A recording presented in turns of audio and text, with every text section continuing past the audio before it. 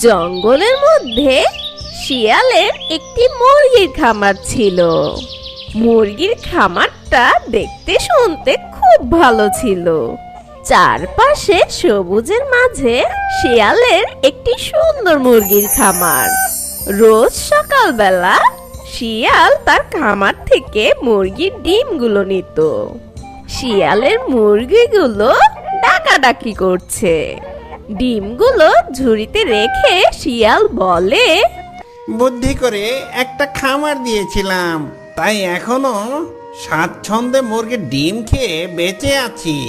যাই, এখন এই ডিমগুলো তুলে ঝুড়িতে করে নিয়ে ঘরে রেখে আসি। এ কথা বলে শিয়াল ডিমের ঝুড়ি ঘরে রাখতে গেল।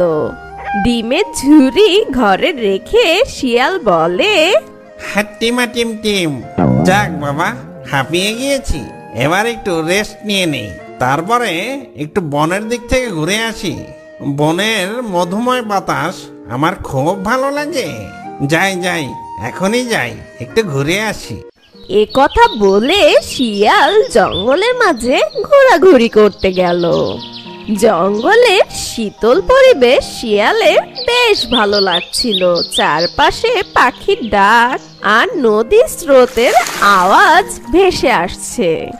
আর যেতে যেতে শিয়াল সামনে দেখলো একটি ছাগল ঘাস খাচ্ছে। শিয়াল ছাগলের সামনে গিয়ে ছাগলকে জিজ্ঞেস করলো, এই যে ছাগল বোন, তুমি কেমন আছো? শিয়ালের ডাক শুনে ছাগল ঘাস খাওয়া বাদ দিয়ে শিয়ালের কথা শুনছে। শিয়ালটি একদিকে যেভাবে দুর্বল আর অসুস্থ, আর তার মুরগির খামার থেকে ডিম খেয়ে তার পেট ভরা থাকে, তাই তার শিকারের প্রয়োজন পড়ে না। তাই শিয়ালকে দেখে কোনো পশু পাখি কোনো ভয় করে না। ভালোই আছি শিয়াল ভাইয়া, তুমি কেমন আছো?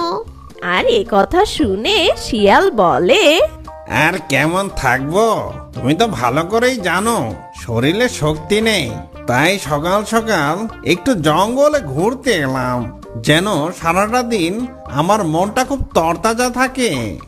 আচ্ছা শিয়াল ভাইয়া, আমি নতুন ঘাসের খোঁজে নদীর ওপারে যাচ্ছি। আর এ কথা বলে ছাগল চলে গেল নদীর ওপারে, আর শিয়ালও তার বাড়ি ফিরে গেল। দুপুর গড়িয়ে সন্ধ্যা হয়ে রাত হয়ে গেল, আর শিয়াল নিচের মুরগির খামারের পাশেই ঘুমিয়ে পড়ল। পরের দিন সকালবেলা শিয়াল আগের দিনের মতো খামার থেকে তার সব ডিম ঝুড়িতে উঠিয়ে নিল। মুরগিদের খাবার দিল, আর মুরগির ডিম তার ঘরে রাখলো। এভাবেই চলছিল শিয়ালের জীবন। বেশ কিছুদিন কেটে যায়।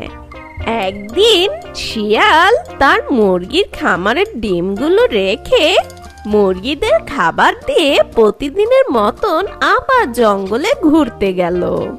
জঙ্গলে হাঁটতে হাঁটতে বেশ কিছুক্ষণ পেরিয়ে গেল। তারপর সে তার খামারের দিকে যেতে লাগলো। আর শিয়াল বলল, আজকে অনেক দেরি হয়ে গেছে, যাই নিজের আস্তানায় ফিরে যাই, ওদিকে আমার মুরগিগুলো একা বসে আছে। এ কথা বলেই শিয়াল তার বাড়ি ফিরতে লাগলো। আর অন্যদিকে জঙ্গলের একটি বাঘ তার নিজের আস্তানায় বসে খাবার খাচ্ছিল আর বলছিল, খাবারগুলো অনেক সুস্বাদু, আজকে আমি পেট পুরে খেয়েছি, কতদিন পরে আমি তাজা মাংস খেলাম। ইস, রোজ যদি আমি এত তাজা মাংস পেতাম তাহলে আমার শরীর স্বাস্থ্য আরো ভালো হয়ে যেত। এবার তাহলে আমি উঠি, একটু জঙ্গল থেকে ঘুরে আসি। এ কথা বলেই বাঘ জঙ্গলের দিকে হেঁটে গেল। ঘুরতে ঘুরতে বাঘ শিয়ালের খামারের কাছে চলে আসে। এই দেখে বাঘ বলল, আরে ওগুলো কি?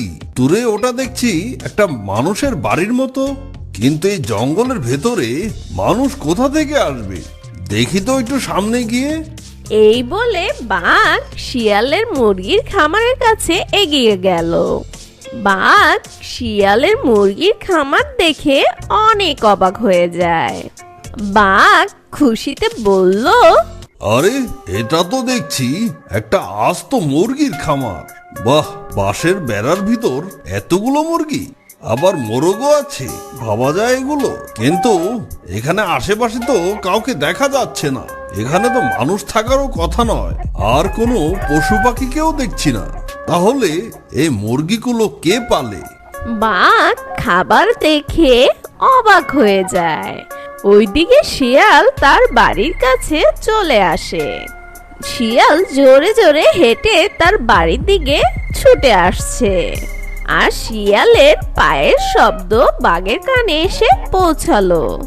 বাঘ একটু চমকে উঠে বলল, এরে, কে যেন আসছে মনে হয়। আমি বরং গাছের পেছনে লুকিয়ে পড়ি। বাঘ কথা বলে গাছের পিছনে লুকিয়ে গেল, আর শিয়াল সেখানে এসে বলল, কি খবর মুরগি বাবুরা? আজকে আমি একটু বেশি দেরি করে ফেলেছি।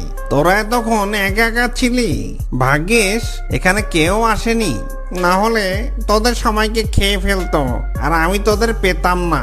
তোদের জন্য আমি কত জোরে জোরে পা চালিয়ে এসেছি জানিস? আমি এখন খুব ক্লান্ত রে। তোরা এখানে থাক, আমি একটু ঘুমিয়ে নিই, কেমন?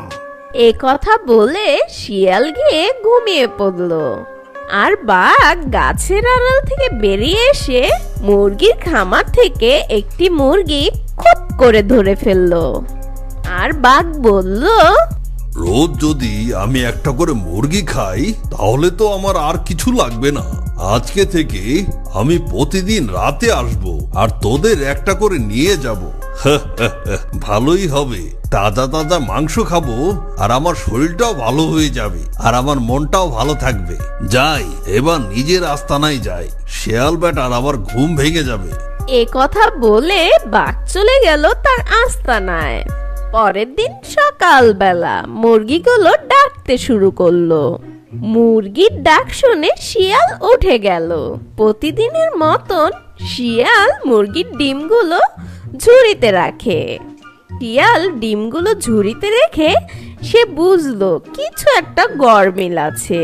তাই শিয়াল খামারের চারপাশ এদিক ওদিক একটু হেঁটে দেখলো, আর বলল, না না, কেন জানি মনে হচ্ছে একটা ডিম কম হয়েছে। দেখি তো মুরগিগুলো একবার ভালো করে গুনে দেখি। ওহো, একই অবস্থা, একটা মুরগি তো নেই দেখি। কিন্তু আমার ওই মুরগিটা গেল কোথায়? কেউ কেউকে ধরে নিয়ে গেছে? সর্বনাশ! এই বলে শিয়াল ভাবতে লাগলো মুরগিটা গেল কোথায়।